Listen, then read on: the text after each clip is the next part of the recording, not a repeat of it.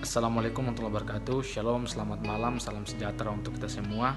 Pada kesempatan ini saya bersama teman-teman akan mempresentasikan materi atau jurnal yang diberikan oleh dosen kami dari halaman 421 sampai 423. Sebelum itu perkenalkan, nama saya Muhammad Masa dan ada teman-teman saya lagi yang bernama Muhammad Rizal Bahri, John Jansen Pemberapuk, Claudia Veronica, Afrianti Arizona Bugis, dan Patricia Siva Auri.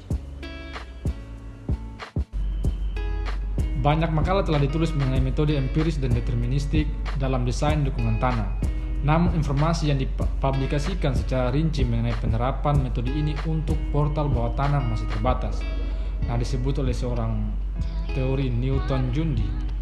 Operation baru-baru ini memulai pengembangan bawah tanah baru yang disebut gateway di dasar lubang yang terakhir ditambang pada tahun 1090-an. Karena persyaratan ventilasi dan sarana jalan keluar sekunder, desain tambang terdiri dari dua penurunan dari lubang terbuka yang ada. Untuk menjaga pemisahan yang memadai antara kedua portal untuk menghindari resirkulasi ventilasi, desain bawah tanah mengharuskan satu portal dipotong dari batuan dengan kualitas massa batuan yang baik.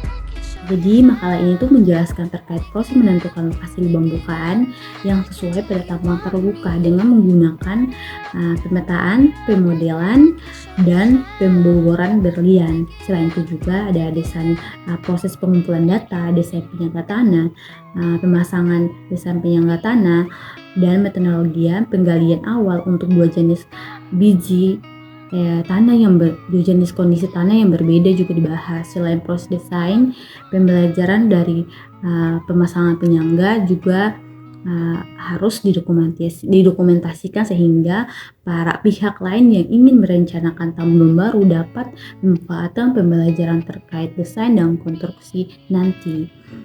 Jadi dari tujuan dari jurnal ini itu sebagai pedoman bagi para insinyur tambang atau pekerja tambang dalam mendesain penjangga yang baik.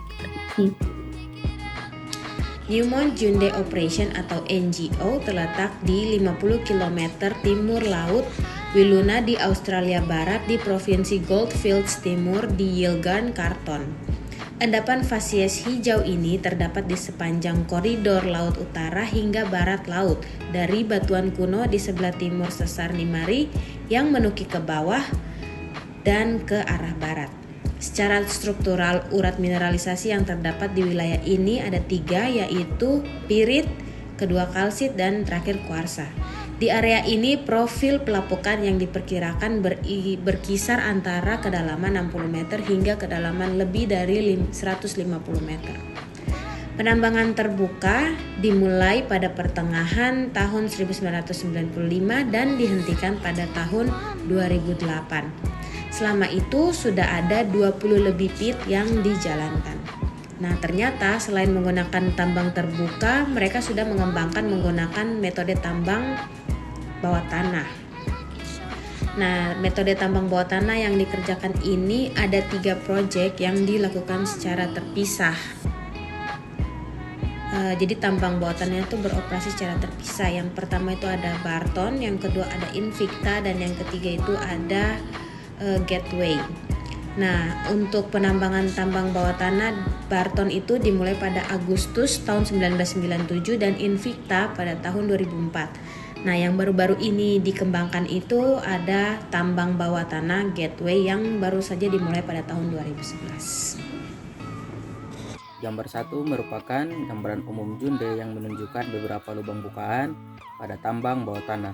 Ruang terbatas tersedia di NIM4 untuk menjaga pemisahan yang memadai antar dua portal untuk menghindari udara bersirkulasi ulang. Keterbatasan tambahan termasuk geometri lubang, kemampuan alat berat dan ringan, kegiatan masuk keluar lubang bukaan dengan aman, dan kebutuhan untuk menjaga bukaan di atas garis banjir 1:100 tahun karena keberadaan danau pit. Kedua penurunan tersebut memiliki tinggi 6 meter dan lebar 5,8 meter. Dengan penurunan utama berada di bagian timur dinding lubang dan portal ventilasi di dinding selatan lubang. Selanjutnya gambar 2, tampilan tunnel lubang NIM 4 dan penurunan gerbang. Ketidakstabilan lereng pada portal sering terjadi karena sering menimbulkan tantangan dalam hal stabilitas dan sulit dalam mengelola pengendalian tanah. Rogers dan Hickok 1988-1989. Kesulitan dalam mengelola kondisi tanah muncul karena sebagian besar portal digali pada masa batuan dekat permukaan yang mengalami pelapukan sangat diskontinu dan bebas tekanan. Rogers dan Hickok 1988-1989. Faktor tambahan yang mengendalikan stabilitas portal meliputi jenis batuan, struktur geologi, dan kerusakan akibat peledakan, akibat penambangan terbuka dan pengembangan terowongan.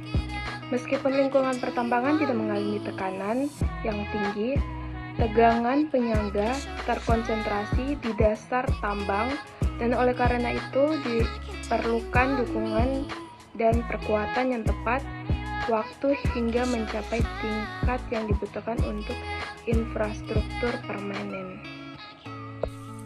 Di Jandi, ketidakstabilan portal dialami selama pengembangan portal bawah tanah pertama untuk Barton Decline pada pemotongan pertama. Demi pemahaman masa batuan yang lebih baik, penyelidikan geoteknik terperinci dilaksanakan untuk mengurangi kemungkinan terjadinya ketidakstabilan pada lokasi portal dan keperluan desain penopang tanah di tambang gateway. Dua pendekatan teknik yang diperlukan untuk desain dan konstruksi portal, yaitu penilaian stabilitas lereng dan rekayasa terowongan. Konsekuensi dari kegagalan portal dianggap tinggi karena desain tambang terdiri dari dua penurunan dari dalam lubang yang sama. Portal-portal ini memiliki struktur-struktural yang unik, yang tujuan utamanya adalah menyediakan akses aman bagi manusia, material, dan peralatan ke bawah tanah selama umur proyek yang dapat ditentukan. Dua bidang yang menjadi perhatian dipertimbangkan ketika mendekati desain dan penopang tanah dari portal bawah tanah. 1. Stabilitas lereng dan permukaan lubang di mana portal sedang dipotong.